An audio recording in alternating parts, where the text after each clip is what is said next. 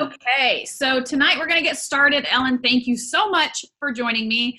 I wanted to just kind of give you a little bit of detail. So my team and I are reading John Maxwell's new book from network marketing called The Power of Five. And in that book, he talks about doing learning lunches and that he's done them for like 30 years. And what they are is meetings with people that are in a place where he wants to be or have accomplished something that he wants to accomplish.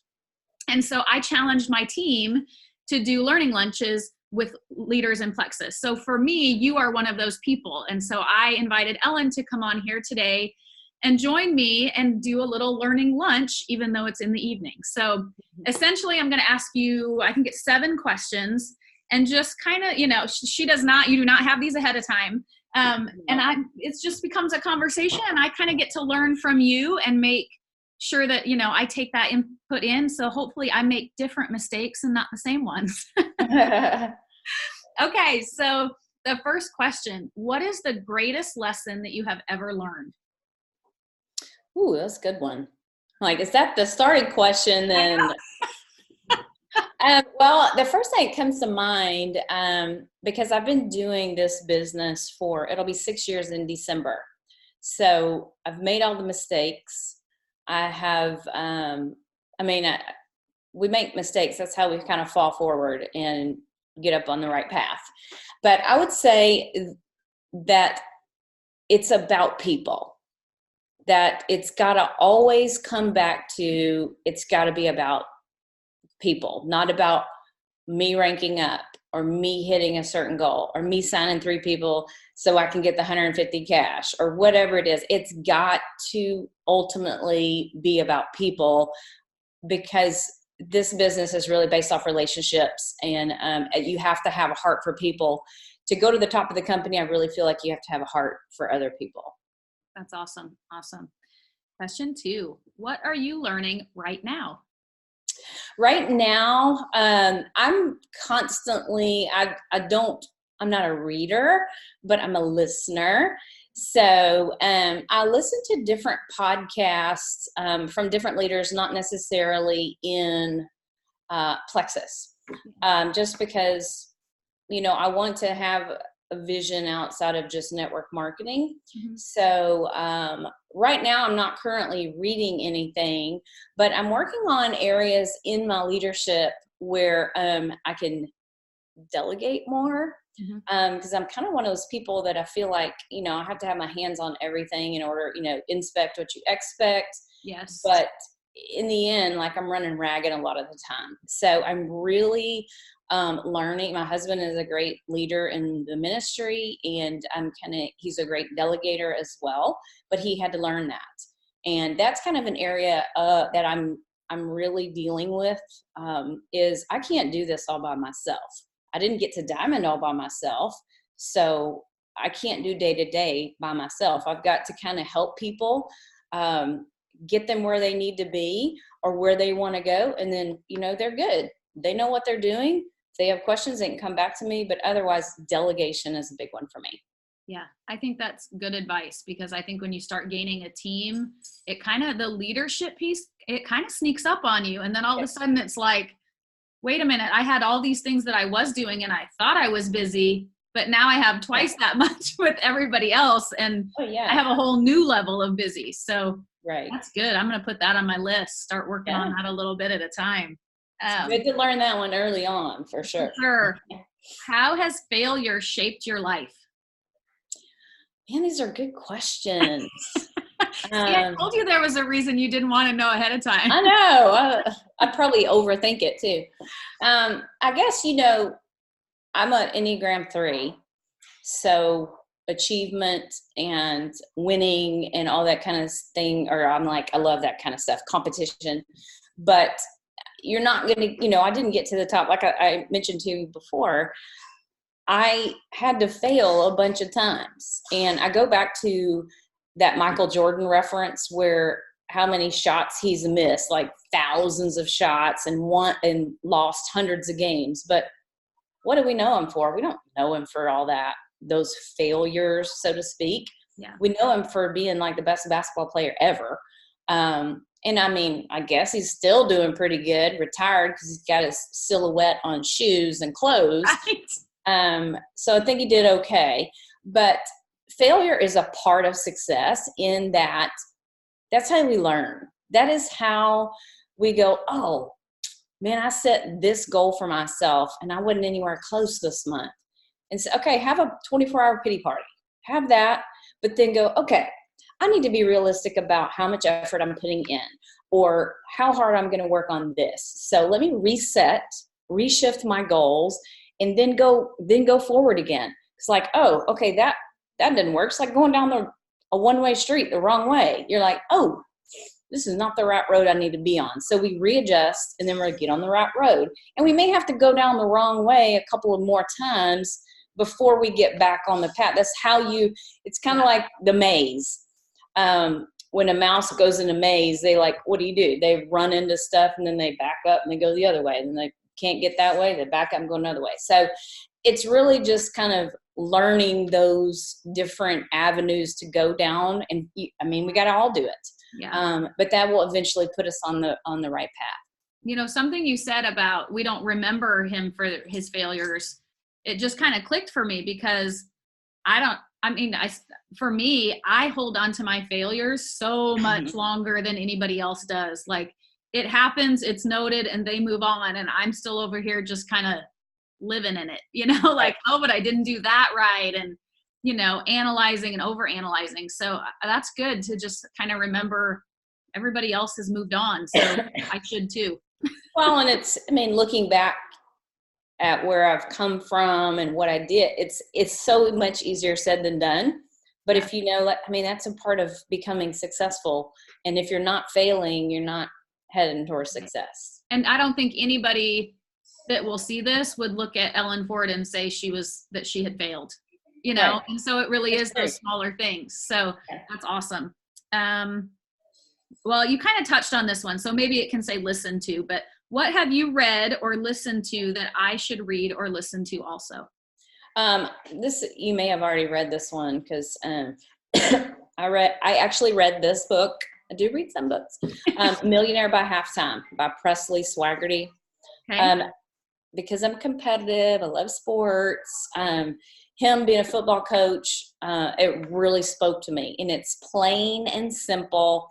I think, John Maxwell has a way of, he can say stuff and really send you a zinger, but it's like, oh, he said that so smoothly. Yeah. Kind of like, he can deliver the tough news in a strong way, but it's like you feel a lot better after it. I think Presley is more of that football coach, like, you're not hitting your goals. Okay. Are you probably not putting in the effort you need? The cold hard truth, because it hurts, but that will definitely spur me on. But that book, I think, is a phenomenal one. It's super easy read, and it's plain and simple. And if you hear background noise, I have children running around. That's okay. It's okay. That's definitely a skill that I'm trying to hone. Is that, say what you need to say and hold people accountable.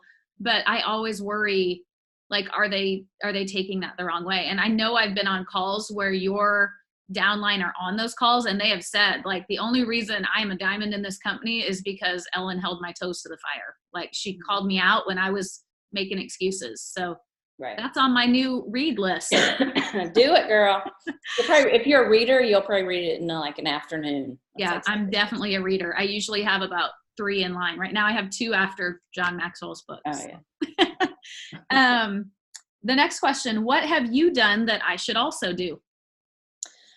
I recently took a Brene Brown, I guess it's a certification. It's called Dare to Lead, leadership certification. It was 16 hours, so two full days of kind of learning how to lead in an authentic way, but also in an honest way, to be able to have the hard conversations. Because in this business, we're going to have hard conversations with our team.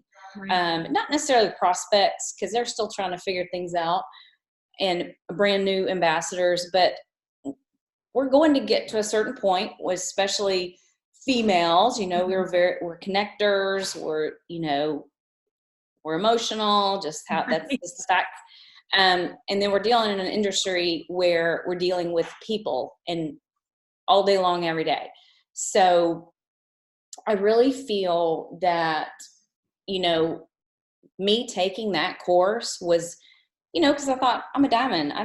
I don't, there's times when you go, why do I need to take some kind of leadership class? Mm-hmm. But I'm like, I need to know how to deal with people and knowing they're not coming to the table with the same background as I am.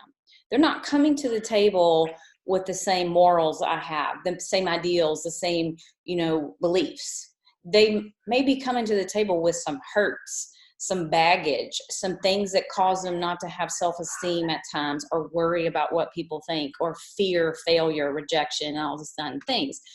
So when it comes time to have hard conversations, I need to hear them out, and I need to be in touch with their feelings. Again, it goes back to, it's got to be about people.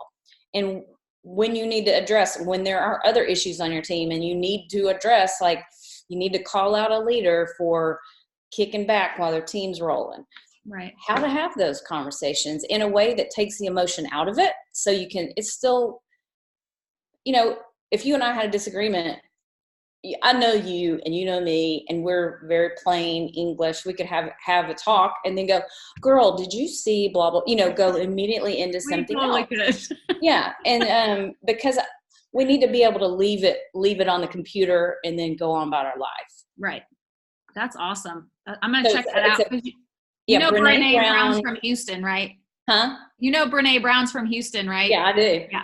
You got to look into taking that course, because it was really eye-opening, and in itself, made you look inside and see how, your fears and how you can fix it. Yeah. You lead from, a lot of times you lead from fear, mm-hmm. and kind of how to just process that. So it was great stuff. Ooh, that's good. Yeah. Who do you know that I should also know? Within the business. Just like people who influenced you, people that would help me get to where you are.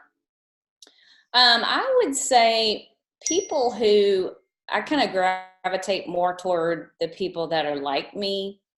I think Sarah Taylor she speaks truth. She is a hard worker. You know where you stand when you talk to her. She's a very clear, concise communicator. She would definitely, if you asked her these questions, she'd give tons better answers than me. But I just really feel like she knows the ropes, mm-hmm. and there's not a magic formula to getting to the top. It's hard work, and it's dedication, consistency, and discipline. I believe she has all those qualities. I think she is a great one.